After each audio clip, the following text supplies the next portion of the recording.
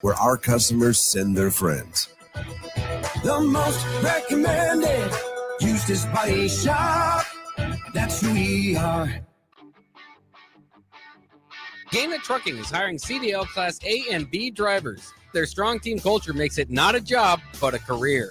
Gaina Trucking offers health, vision, and dental insurance, 401k with company match, an employee assistance program, and other bonus programs.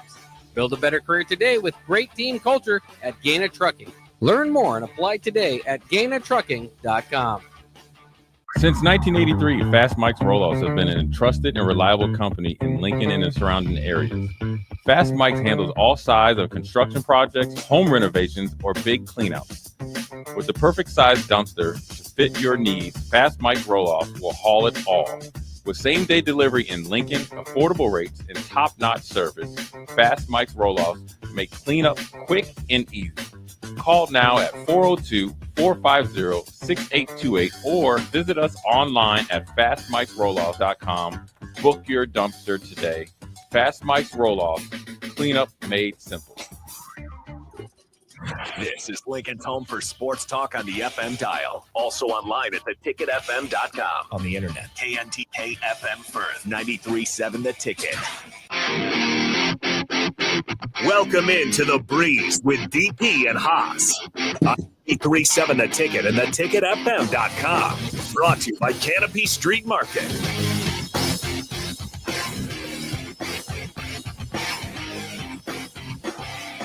Yes, welcome and welcome in. Find your seats, settle down. This is The Breeze here on 93.7 The Ticket. I'm Jake Bakoven in for Harrison Arns this week. DP also out, but we do have Haas Tabrizi here ready to talk some sports and some wrestling. We are two of the wrestling pundits here at 93.7 The Ticket and don't always get to cross our ideas. So I'm looking forward to that, Haas, as we get into it. A little bit of a different take than DP. It's kind of funny how people can love the same thing and have wildly different tastes from it. I know I always kind of tease him because his least favorite wrestlers, maybe Gunther and Dominic Mysterio, and they're probably among my favorite performers on the roster.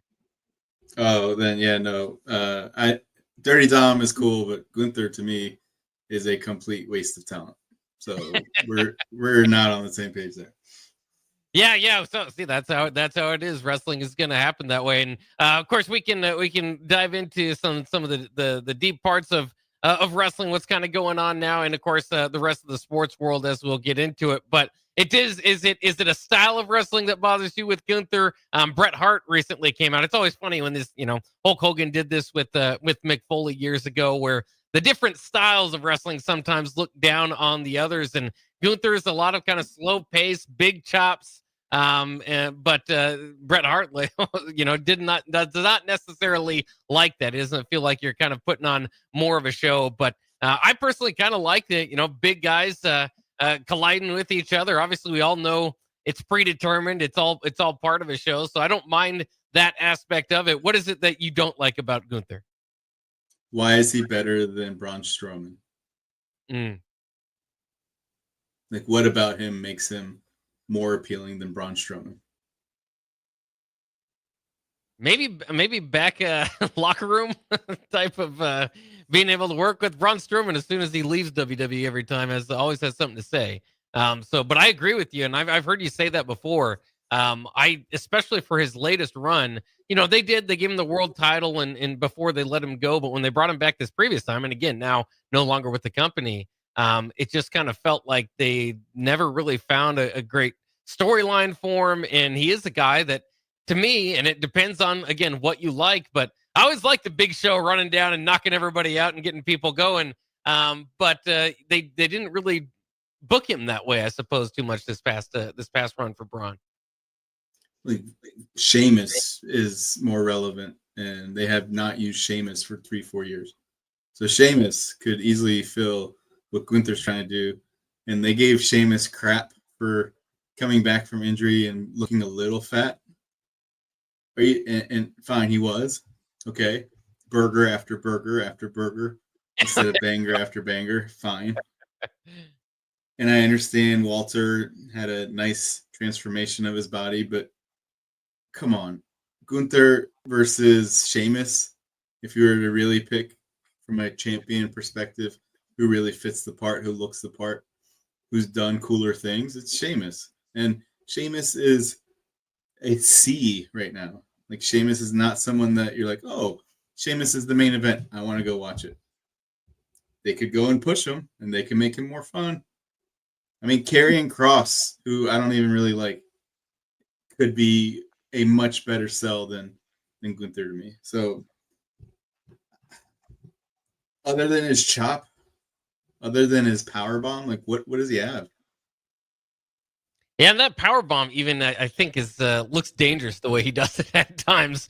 So I've never been. I guess I wouldn't say I'm like a huge Gunther fan. I've just enjoyed.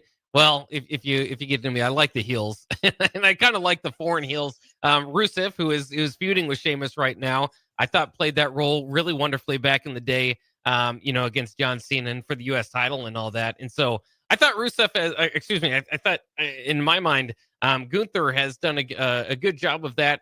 And then I think he's pretty good at promos. I think at least to me, he looks formidable. He looks like he at least could beat most people up, and he's pretty good at just kind of telling it like it is on the mic. Do you mind Gunther on the mic? He's not even the best guy in Imperium. I'm gonna agree with that. So yeah, I mean it is interesting. Again, different flavors for everybody on the WWE roster. Have you felt a little bit of a lull this past since SummerSlam when they brought Brock Lesnar back and we haven't seen it? Yeah, always. That's what they do. It's the best months of wrestling are January to April, and then they'll get you excited again right before SummerSlam, and then it just dies down. Yeah, and particularly like I said, bringing Brock Lesnar back, and now we've had 2 weeks of programming, and you don't really get to that. Now they're setting up obviously John Cena and Logan Paul, and the really just the whole the premium live event that they're going to have out there in Paris, but. It does. I mean, especially coming off, and I'll say this: they've done a good job over, especially now getting so many different partners from Peacock to USA Network, and I know that's still NBC, but Netflix, and so you kind of just have to build up enough of a show. Whether it's Saturday Night Main Event, we've seen those built up. You have to build up enough of a show for each partner to be happy with the product that they're getting, and so. To me, it just feels like after some. So I thought that maybe that business, like you were saying, that we kind of are used to as wrestling fans, may change a little bit, may alter a little bit if you still have to keep feeding all your network partners. But and I don't want to become a complete downer as we get here and talk about wrestling, but it just does feel like this Clash at Paris probably could do without it altogether. I mean, I'm not overly excited about necessarily any one feud. Well, Naomi has to come out tomorrow and explain what's going on. So that's something that's interesting. If she's pregnant, good for her. If it's an actual injury, that stinks. The timing of it now, twice in a row, being pregnant and being a champion, that's rough. But I'm sure the prize of having a baby is much more important. So fine. With that, figuring out what would happen to that belt, I think Sol Ruka should come up to the main roster.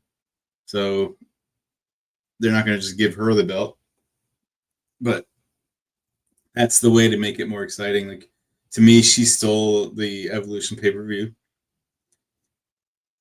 What they're doing with Charlotte Flair and Alexa Bliss, to me, is I'm finally finding Charlotte relevant again. So seeing her personality, DP wouldn't talk like this, so I want to be careful, but she didn't look healthy for the last 6 months or a year. Like in life. So she looks healthy now, which is great. So seeing that, I don't know if you picked up on it, but she looked a little off in the last 6 months, but now she went through a divorce and that sort of stuff too, so maybe somewhat understandable. Or maybe it was like near an anniversary of her brother's death, or maybe her dad's got stuff going on. I don't know, but she actually looks like the original Charlotte Flair from 10 years ago, which is cool. Or Alexa Bliss is just that fun. I don't know. So focusing on the women a little bit, if they're not going to focus on John Cena, The Rock, or Randy Orton or Brock Lesnar, that might be the route to go. Cody won the belt back, and we haven't really heard from him. So there's an intentional lull, but I watched baseball on Friday night after 9:40 instead of watching the main event of SmackDown. So unless Roman Reigns showed up for no reason, I don't know what happened at the end of SmackDown. Well, no, nothing really exciting happened. That's what kind of prompted this whole kind of lull conversation. Is SmackDown was really a giant. There were kind of some smaller segments backstage that kind of hinted toward what Tiffany Stratton might do next, or some of the bigger singles names. But it was really kind of a tag team division focused show, and then the rise of Sami Zayn against the New Bloodline, and that played out. And Sami Zayn and his group was able to get the win, kind of tease some friction with Jacob Fatu. But seems like they've come together toward the end. Would you be excited or interested in a Sami Zayn rise up the charts? Because the other thing that was kind of interesting is, and I thought they were going to have a hard time getting out of this, is that Sami has been talking about the one thing missing on his resume is a world championship. And so he's aiming for the top. And right now, obviously, you've got a lot of bigger names at the top of the card that they're pushing. And so Sami, they kind of used to translate, okay, well, he's never won the United States Championship either. So he was kind of going after Solo in that way, and has now joined SmackDown. And I'm interested because I think Sami does. I mean, you just have a premium live event or any show in Canada, and he looks like one of the biggest stars on the roster. He gets a really good, reaction as kind of the babyface good guy altogether right now. But I have to admit, when I thought that the time to strike on Sami was when he was in the Bloodline. And that's when I thought he was most interesting. So now if they kind of go back and try to bring that math forward and see if they can give him this a big push, one, I'm not sure if it lands quite as high as it would have before. But two, I'm not even sure if they're necessarily going to do that after teasing it for so long, because now they have him looking at the United States Championship. Yeah, so he does really well when it's a crown jewel type event, when he's with the Middle Easterns. And he does really well in Canada, especially in his hometown. With that said, he hasn't been that interesting because he's been wrestling against not that interesting of people. So if you put him back with Jay, you could make them tag team champions. That's a way to make them a little bit relevant. I know he's on SmackDown. I get it. Then fine, do him and Jimmy want to be SmackDown tag team champions? I don't know if the Wyatt Six are going to give up their belts anytime soon, but he needs gold, and it makes sense with what he did with the Intercontinental Championship. Didn't he beat Braun Breaker? Wasn't he the one who took the belt off Braun Breaker? He beat Gunther at WrestleMania. Gunther. There you go. So right, he beat someone that shouldn't have been beaten in the way that WWE built him up. So he should have gotten a main event push then, but it was also with what we saw with WWE Untold in the back scene that it was Jay's time. So I understand. They have a good problem. They have a lot of people that the fans are interested in. It's just, it's time to give Rhea a belt back. I know last show we actually talked about how she doesn't need the belt and she's not going to win the belt, because they're going to give her the belt back at WrestleMania 42. So if you're not going to push stuff, then just go ahead and make Rhea dominant. Like, I don't have anything that I'm interested in right now. And yeah, get rid of this lull. Yeah, it's interesting. I'm a big fan of Rhea too, and I'm also a big fan of kind of what you were saying. It's one thing to have the belt. That's a lot of fun, and quickly kind of getting it real. Maybe as a surprise that can always kind of throw you off. But I think the best stories in wrestling is chasing the belt and maybe failing at a few times, and your own fans kind of getting frustrated. And I think they're maybe trying to do that to a degree with her and Io Sky. Io Sky's can kind of continue to say that Rhea can't beat her. So we'll see how that goes. Perhaps with an open title, maybe Rhea's kind of back into the mix. Io definitely would be in the mix there too. So I'm excited to see what they have moving forward there. But it kind of catches me, a little bit, off guard too. That both of us are saying there's a lull. Both of us are saying there's not all that much interesting going on. And this is after. This John Cena has only a few more months to go till maybe the greatest of all time, or at least as far as total belts, which was, of course, part of the big story that they've had. And we're just kind of waiting on the other side, waiting for Brock Lesnar and to get kind of through Logan Paul.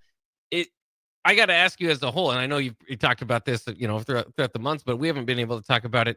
The John Cena heel turn, the John Cena run that we've seen. How do you feel like it's been handled? If you could give it, kind of the typical grade school score, A, B, C, D, F, if you hate it that much. But I just do think it's kind of interesting.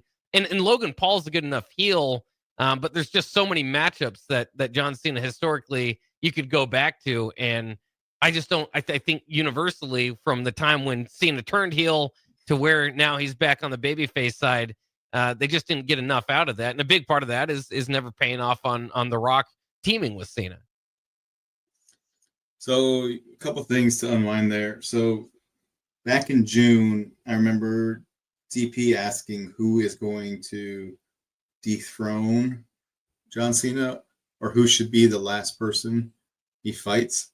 And I actually said it should be Logan Paul. And the reason for that is he keeps getting better and better in the ring, and people hate him. And for them to hate him, the WWE missed on Baron Corbin. The WWE missed on Austin Theory. Those were two guys that got wins that they shouldn't have got in say WrestleManias or in people's last matches. So Kurt Angle's last match was a loss, and so to Baron Corbin. So Logan Paul has balled out in main events, and he's done it routinely and consistently. And people can say what they want to say, but he's a high flyer. He's a good trash talker. He has all these moves. So with that, it's not as if he's just a celebrity who can just do one move or whatever, and the other person's carrying him. He can actually do things. And so knowing that he can actually do things with how WWE cares about branding and clicks and all that stuff, it makes a lot of sense for him to be a world champion. And it might not be right now because there's too many people in line, but at WrestleMania 42 or after, it should be him. And so with that, why not be the last person to beat Cena? So there's going to be matchups where we don't understand. And maybe the Brock Lesnar thing was just a mistake, not from the back of the scenes, behind the scenes stuff that he's got going on, but more of like, why did we just brought him out just to get a pop? We just brought him out to make people talk. We just brought him out to get attention. Like, to me, there's 6, 7, 8 other people that should be fighting John Cena. One of them is Dirty Dom. And so with that, and I know people are like, why would Dirty Dom fight him? But it's for the belt, the one belt that he hasn't gotten. So there's that. And actually, let me pause right there. I think the way Cena should go out should be in a type of match where he gets to fight every main person that he had a rivalry with. And then the final one could be who he's passing the torch to. So we were watching SummerSlam, Maximus and me, and Cena Reigns was a matchup in 21. And then Brock Lesnar came back in 21. And he's like, whoa, are they just bored and they just steal the same storylines? Because Brock Lesnar came out of nowhere and Michael Cole was like, oh, shoot. And Pat McAfee's like, you should say it. Just say it. Don't say shoot. Just say it. So it was literally reliving the SummerSlam from 4 years ago with Brock Lesnar coming back. With that said, your question was, how was the heel run? and did they handle it correctly, and so on and so forth. Last week I said I've never liked John Cena, and they made it where I was excited that he turned face. I was excited to see him fight Cody Rhodes, which I never would have cared about. And they had a really good match. That might have been one of his best matches of his career. So bravo to whatever they did because I like heels. So I actually enjoyed John Cena as a heel. And so with that, then it got me to like him. And it's like, okay, he's been around so long. Let's pay him his dues. Let's recognize that we're not going to see him that much anymore. I'm going to make sure I watch when he's on the screen. I'm going to make sure to listen when he's on the screen. I'm going to make sure to enjoy it. Things I probably wouldn't have said a year ago. It's like, why?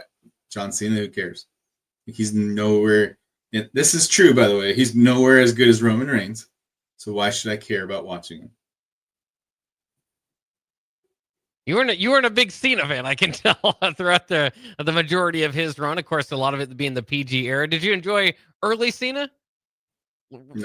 No, not really. I thought he was lame. I thought he was lame. Like, okay. I can agree with you. I loved when CM Punk owned him. I loved it. Yeah, I was never the biggest Cena fan, but obviously he was the golden child. And then there's the whole Super Cena thing, which became very frustrating. So I can definitely understand that aspect of it. But to your point too, it's not that I really like Logan Paul as a wrestler too. I think he's fantastic, especially the heat that he can draw from the crowd. And I mean, he's just really good in the ring, which is surprising for a celebrity. But we were able to see what maybe a normal celebrity looks like here at SummerSlam compared to what Logan Paul can do. And so it's not that I wouldn't want to see Logan Paul, John Cena. It's just the problem is, again, kind of foreshadowing that they had Brock Lesnar. Like, so I hate when they did it. And that was the problem with a lot of Cody's run too, was like, I know he's going to make it to WrestleMania or SummerSlam. Like when you build the whole thing around him, and then you try to have these feuds that's like, okay, well, I know the end result. And so you got to try to make it interesting. And that's kind of what their challenge is, I suppose, with John Cena's Logan Paul. And I think their idea is, well, people just hate Logan Paul, so that alone will make it interesting. And while I will say it is, I'm intrigued to see what it plays out to be and how they kind of move forward with it and more. But again, the more interesting thing is Brock going to make an appearance again? When do we get back into Brock Lesnar and John Cena? So, you know, I think a lot of this too is just kind of slowly getting there. And it's the same thing with Cody. Cody's now going after, you know, they brought back Drew McIntyre. And if you like heels, I'm assuming you like Drew McIntyre. I'm a big fan of McIntyre, especially as a heel. I thought he got kind of stale as a baby face, but I'm a little bit frustrated that they brought him back and, you know, they gave him some time off and he comes back and he's feuding with Jelly Roll and then gets thrown against Cody, which again, it's a world title opportunity, put you at the top of the card, but it's an obvious, okay, like Cody just won it. I would be pretty shocked if Drew McIntyre is going to beat Cody at this point. So with the things you shared, let's go to John Cena and Logan Paul real quick. It's believable now Logan Paul could beat John Cena. If John Cena had the belt, it's not believable. There's no way he was going to lose the belt this early to Logan Paul. I said he'd lose the belt to him in December. Logan Paul can now win at Clash of Paris. And it could be because of Brock Lesnar. It could be because Brass Knucks. It could be for whatever reason. It could be some YouTuber joins them. It could be he poured all the prime in the world on John Cena's head. I don't know whatever it is.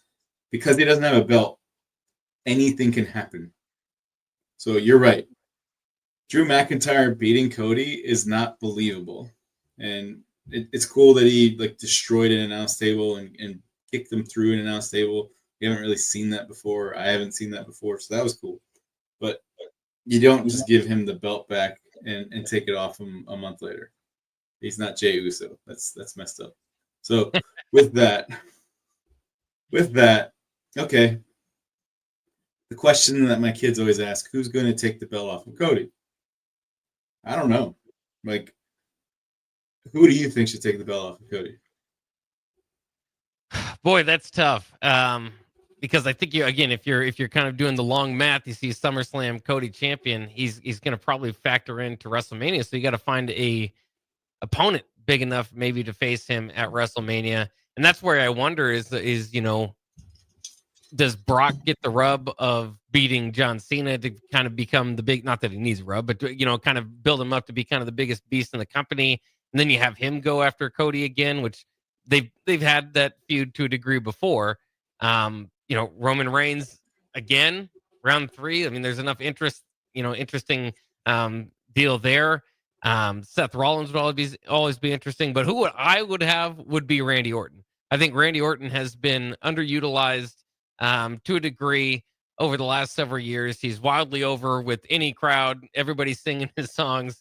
And of course, we've been, it's part of the thing, you might even get into Super Orton if you're talking about Super Cena, just because we've been there before. He's kind of he's got a lot of titles under his belt, but particularly whether he wins that or not, for Orton to turn on Cody or reverse, which a lot of people would be more interested in, but might derail their plans, I think is money they've left on the table. They had him fight that one-off in the tournament or whatever.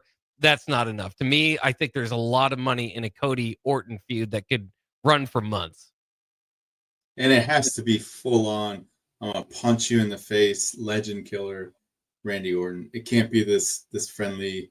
I know as the face, Randy Orton, he's still gonna RKO you out of nowhere, but it needs to be, I'm gonna handcuff you to the rope and then kiss your wife and make you watch Randy Orton. So that's the Randy Orton that's needed so he can go win a couple belts.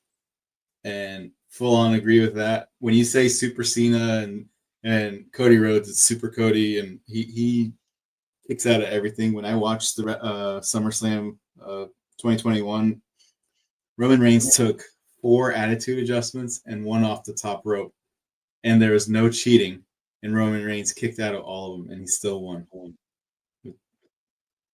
Crazy that how, like, I don't know what do you want to call that? Super Roman doesn't really be.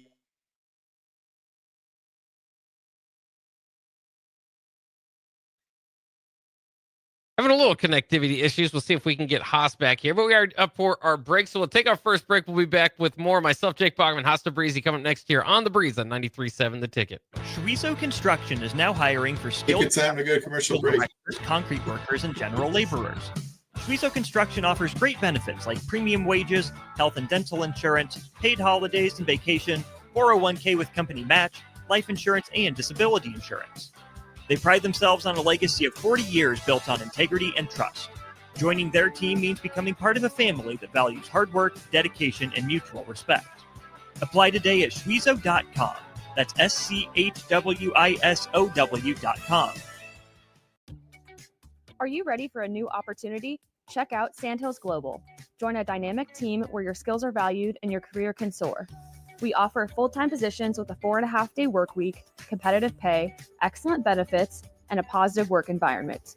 From IT and marketing to sales and finance, we're looking for talented individuals just like you. Apply today at sandhills.jobs and take the first step towards an exciting future. That's sandhills.jobs. Don't wait, apply now. Mike, I've been thinking our house could really use a makeover. How about new siding? I've been thinking the same thing. Have you heard of James Hardy? Yes! Sarah down the street had Roofing Service Company install James Hardy siding on their home, and they love it. Roofing Service Company does have great reviews. They took her through the design process and made everything super easy. Roofing Service Company offers expert design and installation. Couple that with James Hardy's durable products and variety of colors, you and your family will love your exterior remodel. Just visit roofingservicecompany.com. That's roofingservicecompany.com. Gaina Trucking is hiring CDL Class A and B drivers. Their strong team culture makes it not a job, but a career. Gaina Trucking offers health, vision, and dental insurance, 401k with company match, an employee assistance program, and other bonus programs. Build a better career today with great team culture at Gaina Trucking. Learn more and apply today at GainaTrucking.com. Harvest season is coming, and Acres has discounted many of our late model John Deere combines. Get thousands in discounts and upgrade for this year's harvest. Plus, you could save even more with interest rates starting as low as 1.9% on select units. Low interest rates combined with our huge discounts, there's not a better time to buy. Visit acres.com for all the details. That's AKRS.com. Restrictions apply. Offer ends August 31st, 2025. Subject to approved financing. Offer may change at any time without notice. A lot of businesses say they're family focused, but when tough situations in life arise, the business wants anything but your best interests. James Enterprise Incorporated is hiring, and they will always treat their employees like family, just as they do their customers. James Enterprise Incorporated is hiring Class A and B CDL drivers, a shop tech, and a diesel mechanic.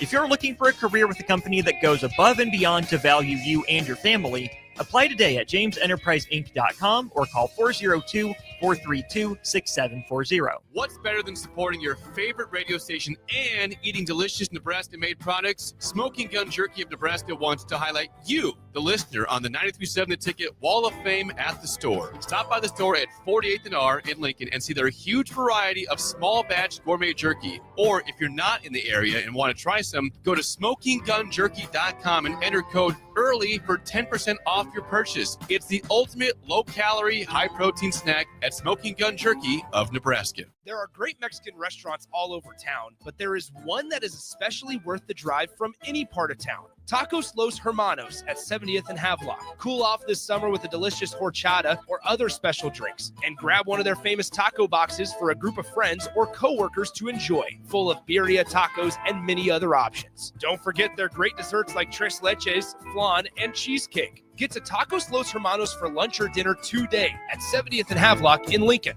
Big box stores are tempting for buying equipment for your high schooler in sports or for yourself in your sports leisures. But buying new is awfully expensive. Why not go somewhere with new and used options? Play It Again Sports has quality, slightly to gently used equipment, and 50% of their inventory is actually new equipment. And it's more than baseball, softball, and golf. They also have equipment for disc golf, fitness, hockey, and more. Plus, they're always buying products. Bring your gear you're done with and get trade money on the spot. Play It Again Sports at 48th and Vine. Get rid of pesky critters once and for all with Bats to Rats. Their expert team is here to help you reclaim your home.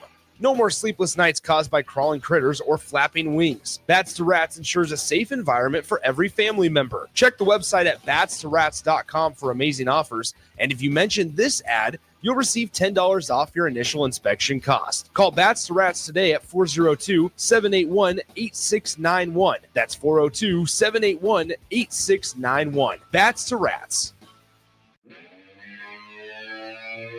You're listening to The Breeze with DP and Haas on 93.7 The Ticket and theticketfm.com.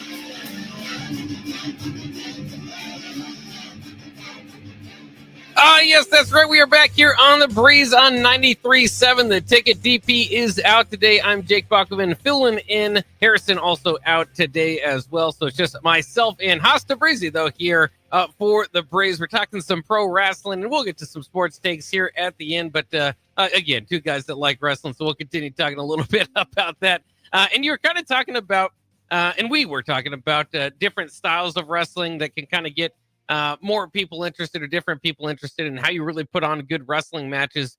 And it's interesting because then I start to kind of think about finishing moves. And so if you can kind of kick out of all these different finishing moves, sometimes that adds to the match. Some others would argue that it is, it's maybe a lazy way of writing the match. I usually find them to be kind of entertaining, but they have to be somewhat protected moves, protected finishers, right?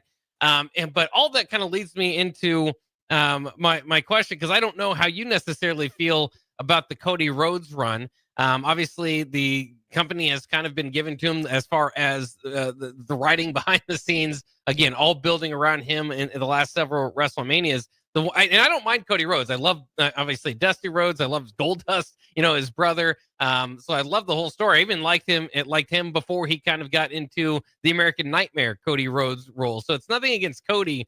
I just feel like the Crossroads is the weakest finisher. I think you could probably you could get out of the Crossroads and not allow that to finish you. Finish off the match every time, and it'd be believable. And I don't know why they do that. I think he's got that one kind of springboard off the ropes that he gets you, kind of it looks like an arcade out of nowhere with the ropes involved. The Cody Cutter. Cody Cutter, there you go. I think the Cody Cutter works a lot better than the Crossroads, and sometimes wrestlers get into that. I'll never forget. I think Cesaro is the best example of that. He's got a move where he tosses you like 30 feet in the air. Not that much, but he's very strong. He can toss you quite up and then elbows you, and it looks the most devastating thing that I've seen. One of the most devastating moves that I see in wrestling.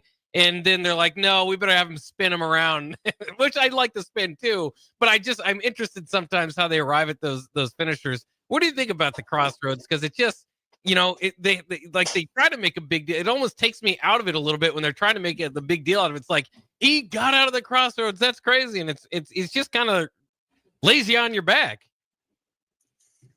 You mean the Reckoning? Is that what it is? It's the Damian Priest used to use it before Cody got to WWE, and it was called the Reckoning when Damian Priest did it. He had to stop doing it, which is why he does the South of Heaven or choke slams or Razor's Edge. But he'd win off that move too. So I don't know, if you're playing WWE 2K24 or 25, you could be destroying Cody Rhodes, and then Cody Rhodes hits one of those moves, just one, and then you're done. Your pin bar it's just done. So they've made it as powerful as the leg drop. I'd love to see an opponent that's established, like Shawn Michaels, just oversell everything and just be like, all right, we're gonna make you Super Cody, then I'm going to just fly after you hit me with a bionic elbow or with the disaster punch or Cody Cutter. I'm just gonna fly out of the ring. So that's what's needed. Knowing those two being Cena and Cody at SummerSlam, it's like, which super character is actually going to take a pin? Because this is unheard of, and so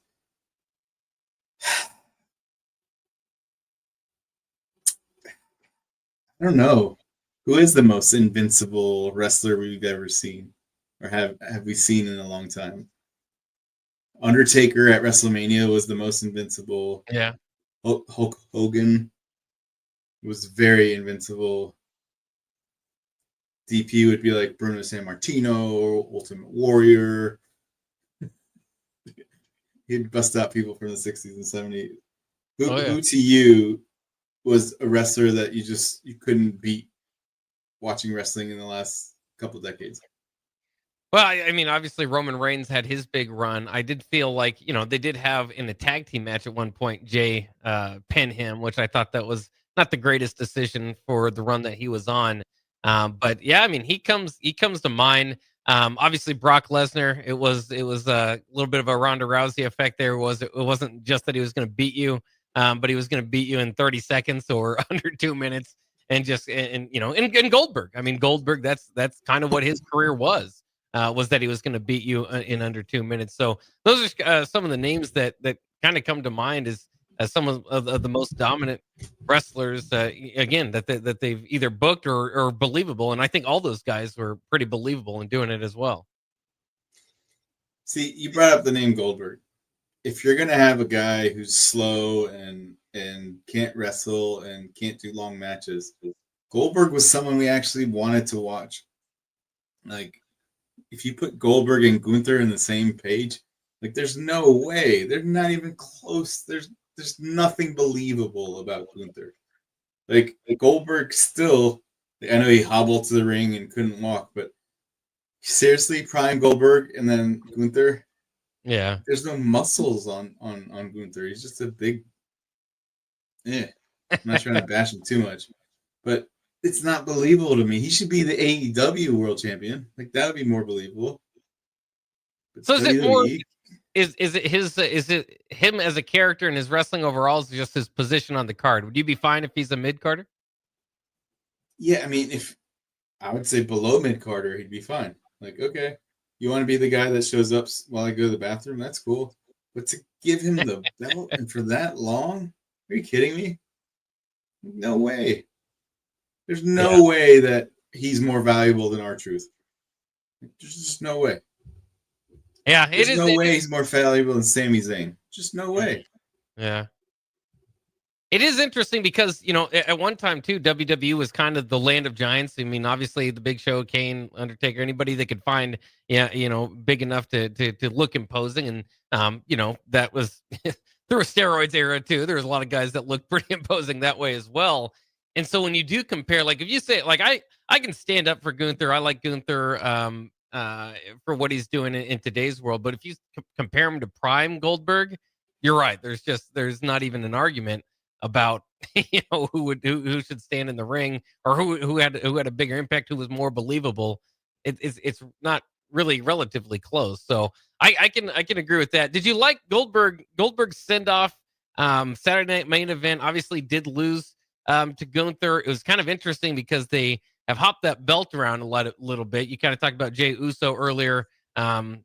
More for a moment maybe than I wouldn't even say a transitional champion because it was at WrestleMania, so it was it was worth at least that moment. Again, I think it's more of a moment pop than anything. But did you like the Goldberg send off, because he was very quick about a day or two later to say, yeah, I thought it should have been bigger. At that point, we were like, did Seth Rollins really get hurt like when it happened? Right. And Seth Rollins was supposed to cash in on Goldberg, and Goldberg was supposed to win. That was what was going on that night. And so the messed up Saturday Night Main Event that looks really bad. It took like 40 minutes for the main event, and those are two guys that just don't wrestle. So to give them that long and then not give him any time for his like farewell, it just felt off. It felt like something was wrong. It felt like they had to like shift the stories. So I want to go back to bashing Gunther. There's so many people that should be champion over him. Like LA Knight deserves it. Randy Orton deserves it. Sami Zayn, as I said. Like, I just don't get it. Braun Breaker, I just don't get it. I don't get why he even was near the main event scene. So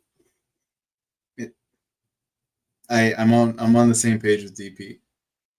Yeah, fair enough. Again, there are plenty of people that would agree with the two of you, and when you do comparative, I think it does help your point out. I mean, there are a lot of guys that would be, I think, more intriguing and interesting at the top, but I think that's part of his character, right? Is that he's been a champion 80% of the roster. How long can you carry that? To your point with Charlotte Flair, I think they're finally getting into, hey, let's find a little bit of a character other than she's an unbeatable champion all the time that looks down on everyone, which is great. Again, I think for the longest time, and I no problem towards Charlotte Flair in doing that, but at a certain point, it's like if your character, if your booking is just you're a champion, well, then everybody can pull that gimmick off. Yeah, but Charlotte Flair earned that by being the daughter of Ric Flair. Yes, I understand what I just said. Rhea Ripley earned that by just having the physique and just looking the most believable. So if you wanted to give those people the belts for the longest time, or Roman Reigns the belt for the longest time, it makes sense. Cody Rhodes is a talker and has the last name and all that, so they're giving it to him. Is he believable as a champion for WWE? Is he the right person? Now, I don't want to bash him because he does the little things that John Cena used to do. So I don't want to hate on Cody Rhodes. Kids love him. He goes to everything. He's the workhorse. He's got a really good entrance. So sure, fine. We don't need to go with DP's, hey, we need super giants. We don't need to have that. He's more of a, Cody Rhodes is more of an Edge or a Shawn Michaels, and that's okay. Like, those were great champions too. So I'm cool with Cody Rhodes having it. I'm cool with Seth Rollins having it. We haven't really talked about him. But I did enjoy heel Seth Rollins. I did enjoy the way they played most people except us. Like, we talked about it. Don talked about it. TP talked about it. They played most people, and it was well done. And so to make sure it's his mission to not let CM Punk have a belt for the longest time. That's good. That's something we want to watch. And you know what? With that said, Roman, CM Punk, Jay, and Seth, that's a match that we actually want to watch. So they put that in there. They planted that seed. Bravo. Now I just need to figure out what R-Truth is doing next. Now I need to figure out, okay, why didn't Dirty Dom win the belt last night? What's happening with El Grande Americano? Why didn't he win the belt last night? The stuff that he did at AAA like 2 weeks ago when he sung in Spanish, to me, meant he should have gotten the belt last night. So there's little stories that they should run with, like Chelsea Green. She's really starting to pick it up to me. She should be. Don't pigeonhole her as an R-Truth. Go ahead and just give her a belt. Not just a small belt. Give her a real belt. She is really popular right now. So those are little stories that WWE needs to push. Well, I'm glad you said I'm a huge Chelsea Green fan. One of my favorite wrestlers right now. Just incredibly entertaining. Any match, she can kind of find a way to make it more intriguing than your typical wrestling match. So, I can agree with that. And I'm a huge fan of Seth Rollins too. I think the heel faction is working. I mean, obviously Braun Breaker, Bronson Reed. Three of the best finishers I think in the game right now with Braun Breaker's devastating spear. Obviously the tsunami from Bronson Reed, and then the curb stomp, which is at times has been outlawed because of how devastating it looked before. So I kind of like and I think Seth Rollins, he's talking about a workhorse. I don't know if he's going to ever get as much. I always kind of think of him as kind of the Macho Man to the Hulk Hogan, right? To Roman Reigns, Hulk Hogan. And so I think in wrestling circles, he's always going to be understood as one of the greatest of this era. But I just hope that can translate beyond that. And do you think that this current iteration, this current character of Seth Rollins is going to elevate him as far as we think of in wrestling circles as one of the best? It 1,000% does, because we remember the heist of the century better. We remember the vision, the cerebral part of his character. So they can compare him to Triple H and Ric Flair more, and say the way that this guy operates, he's just 5 moves ahead of everyone. So he might not be the one that's going to spear you through the ring, or just never, you can never beat him. He's not a Super Cena. He's not a Super Cody, Super Rowan, but he's going to outsmart you every time. And so the storytelling should be just really pushing that, and just talking about he's the smartest wrestler, I don't know, in the last 20 years. That's what they got to talk about. Not he's the best champion, but this is by far the smartest champion we've had since Triple H. And so just keep running with that and doing that, and just puppeteer, and the Brawns need to be tag team champions. There's things that they just have to do, and make this a Bloodline 3.0, and let the other cerebral assassin, Paul Heyman, really be a puppeteer, and so on and so forth. So it's interesting to put Paul Heyman there when Seth is such a good talker. So they should just NWO it up and just take up a lot of screen time and just take over Monday nights. Yeah, no, I don't disagree with you there. And then Paul Heyman's got a lot of children on the roster now, so this is kind of the current thing there. But I agree with you. I mean, he really, it was critical for the turn at WrestleMania, right? That was critical. Paul Heyman had to be part of this altogether. And like you're saying, kind of the cerebral part makes sense with both characters. But to be completely lost, and I love Paul Heyman, I don't necessarily feel like he's needed in that group. So we'll see if they ever, do a swerve or kind of find something else to do there. Let's go ahead and take one quick break here. We got one more segment, and we'll ask Haas a little bit about some sports takes going into the weekend. Obviously, college football right around the corner, which we're looking forward to here. But of course, preseason football already been off and running in the NFL. So we'll do that coming up next year on The Breeze on 93.7 The Ticket. Load up on meat and more this spring at The Mercado by Certified Piedmontese, with great selections of T-bones, tomahawks, ribeyes, filet mignon, brisket, sirloin, and so much more. The Mercado has locations at 84th and Havelock, 30th and Yankee Hill, and now 85th and Old Cheney in Lincoln, where you can have $2 draft beer every Thursday night from 4 to 8 p.m. and half-price espresso drinks on Fridays from 8 a.m. to 2 p.m. Get to the Mercado today for the best meat in town.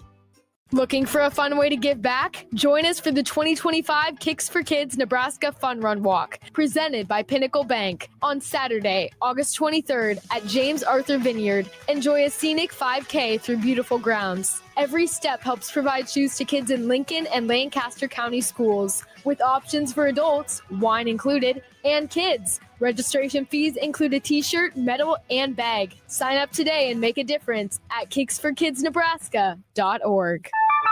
A business's phone is the lifeline to its customers and potential clients. That's why it's so important that you can take calls seamlessly from anywhere, whether you're on the road or in the office. Hamilton Business Technologies can help ensure your phone rings wherever you are. We can equip your headquarters and any of its locations with the right tools for smooth, professional call handling. As the official business IT partner of the Huskers, we know how to keep Nebraska businesses connected. Learn more at hamiltonisbusiness.com. Rain, snow, or shine, John Henry's is here to keep your home's plumbing systems working properly no matter what kind of weather Nebraska throws at us. From unclogging toilets and drains to installing new water heaters and water treatment systems, John Henry's is your plumbing expert in the Lincoln and Omaha communities. Visit us at calljh.com or call John Henry's. 435-5555. John Henry's Plumbing, Heating and Air, and Electrical. Chorizo Construction is now hiring for skilled craftsmen, steel erectors, concrete workers,